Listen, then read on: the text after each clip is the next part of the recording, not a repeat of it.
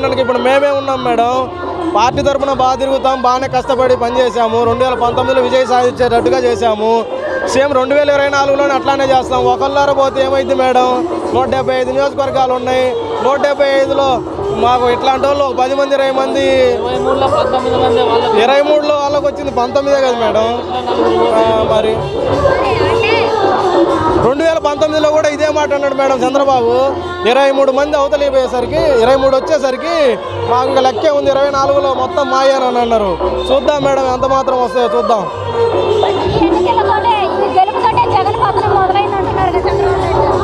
ఈ గెలుపుతోటే జగన్ పతనం మొదలైందో కాలేదనేది 2024లో చూస్తాం కదా మేడం.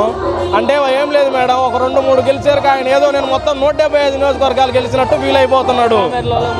52 ఎమ్మెల్సీలు ఉన్నాయి మేడం. 52 ఎమ్మెల్సీలలో ఒక 3 గెలిచినంత మాత్రం మొత్తం మాయ అనుకుంటేట. మిగతా మొత్తం మాకున్నాయి కదా 49 ఎమ్మెల్సీలు. ఇబ్బంది ఏముంది మేడం? 48 ఉన్నాయి కదా. ఏం మేడం? 2024లో జగన్కి కర్రు కాల్చి వాత పెట్టి జగన్ పంపిస్తారు ప్రజలు. సేమ్ మేము అదే రిపీట్ చేస్తాం మేడం. చంద్రబాబు కూడా 2024లో మేము అదే 19లోనే ఆల్రెడీ పెట్టాము. ఈసారి పూర్తిగా భూస్థాపితం అయ్యేటట్టు చేస్తాం. ఆ పార్టీకి ఒకటే మేడం, అది జనాలలో ఉన్న టాక్ ఏంటంటే మన జగనన్న అన్నాళ్ళు ఇబ్బంది ఏం లేదు, జగనన్న అట్లా అని తగ్గిద్ది, క్రేజ్ తగ్గిద్దని కాదు. ఆ పార్టీకి మళ్ళీ ఎప్పుడో ఆ ఎన్టీఆర్ గారు వచ్చినప్పుడే ఏదన్నా అవకాశం ఉంటుంది తప్పితే అంతకు మించి చంద్రబాబు అన్నాళ్ళు సీఎం అయితే అప్పుడు అడగండి మేడం, చూద్దాం. పవన్ కళ్యాణ్ ఆయనదేముంది మేడం? పవన్ కళ్యాణ్ గారు ఆయనదేముంది మేడం? చంద్రబాబు ఇద్దరు ఒకటే కదా, పైకి కపట నాటకం ఆడుతుర్రు అంతే. ఏంటంటే నీది నువ్వే, నేది నేనే, నేను సపరేట్గా పోటీ చేస్తాను అని అంటారు. అంతకుమించి ఏం లేదు మేడం. అవన్నీ కామన్, అది డబ్బులు తీసుకొని జరిగేది విషయం అని జనాలందరికీ తెలుసు. జనాలు ఇదివరకు ఇట్లాగా తిక్కల వాళ్ళు ఎవరు లేరు మేడం. నేను చెప్తే నా వర్గం 10 మంది ఉన్నారు అనుకోవడానికి. ఈ సెల్లులు యూట్యూబ్లో వచ్చినాక రైతు పనిచేసే వ్యక్తికి కూడా మొత్తం తెలిసిపోతుంది రాజకీయం అంటే ఏందనేది మేడం. అదే ప్రజలు 2019కి తెలుసుకున్నారు కదా మేడం. 2019లో తెలుసుకునే కదా ఓడిచ్చింది కూడా. రుణమాఫీ చేస్తానని 3 సార్లు ఏమో వేసాడు, 2 సార్లు ఎగ్గొట్టాడు. ఈ పసుపు కుంకుమ అనేది మేడం ఇవన్నీ ఎందుకు మేడం? పవన్ కళ్యాణ్ ముసుగులో గుద్దులాట ఎందుకు? మొత్తాన్ని జగనన్న చెప్పినట్టు తోడేళ్ళందరూ ఓటైనా కూడా సింహం సింగిల్గా వస్తుంది.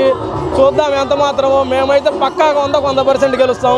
వాళ్ళని గెలిచి చూడమనండి. మేము మా ఊర్లో కనీసం రాజకీయం అనేది, రాజకీయం గురించి కనీసం ఒక్క రోజు కూడా తిరగము పార్టీ తరఫున.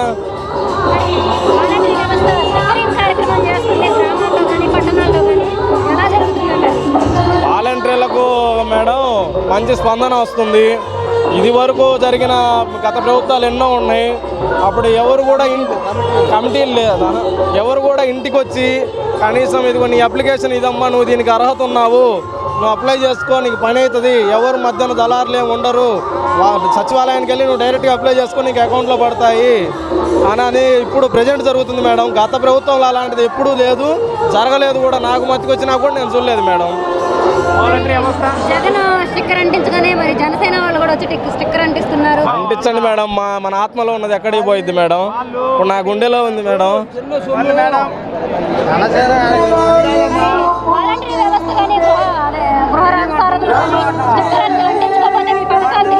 అది ఎందుకు పెట్టాడంటే మేడం, వాలంటరీ వ్యవస్థ అనేది గవర్నమెంట్కి ఎందుకు వస్తుంది కదా, మీరు ఎందుకు పథకాలకు రాజకీయంగా తిరుగుతారు మీరు ఓట్ల ఎలక్షన్లకి అని అంటే, మేము సపరేట్గా పార్టీ తరఫున గృహసారథులను పెట్టుకున్నాం మేడం. దానికి తప్పే ఉంది మేడం? ఇప్పుడు ఒక ఫారం ఓపెన్ చేసుకొని పార్టీ ఆఫీస్ పెట్టుకున్నప్పుడు పార్టీ తరఫున పెట్టుకోవచ్చు మేడం.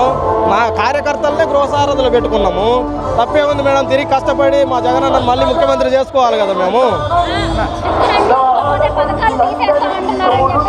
ఎవరు మేడం? పబ్లిక్గా జగనన్నే చెప్పాడు మేడం. మొన్న పబ్లిక్గా జగనన్న చెప్పాడు. ఏం చెప్పాడు? ఎవరైనా కూడా ఇంటి యజమాని ఒప్పుకుంటేనే స్టిక్కర్ అంటించండి, ఒప్పుకోలేదు, నాకు జగనన్న అంటే ఇష్టం లేదు అనుకున్నాడు అంటించకాకండి, తప్పేముంది అని చెప్పాడు మేడం. దానికి తప్పేముంది మేడం?